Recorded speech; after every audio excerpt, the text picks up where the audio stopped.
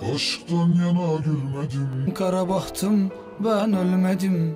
Kimse geriye dönmedi. Neler neler duydum ama sövmedim.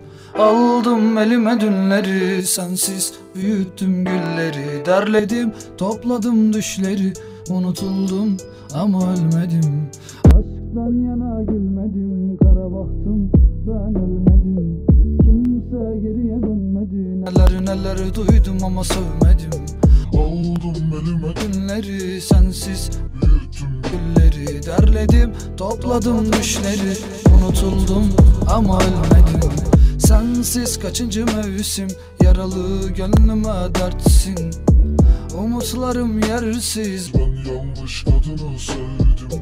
sensiz kaçıncı mevsim, yaralı gönlüme dertsin. Umutlarım yersiz, ben yanlış sevdim. Sensizdim, yaralıydım, evsizdim. O yan yağmura sordum ismini.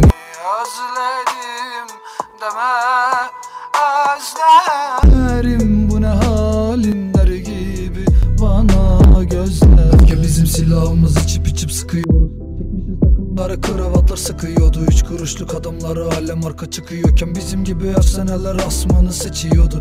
Ne için yaşıyoruz, hiçbir şeyin tadı yok. Yarayı deşiyoruz ve de bununla yaşıyoruz. Sokaklar illegal, hiçbir suçun kaydı yok. Aşktan yana gülmedim, bunu yazıyor. Aşktan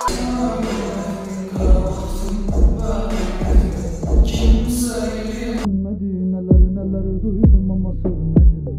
Aldım elime dünleri. Sensiz büyüttüm gülleri. Derledim, topladım düşleri. Unutuldum ama ölmedim. Aşktan yana gülmedim. Kara bahtım, ben ölmedim.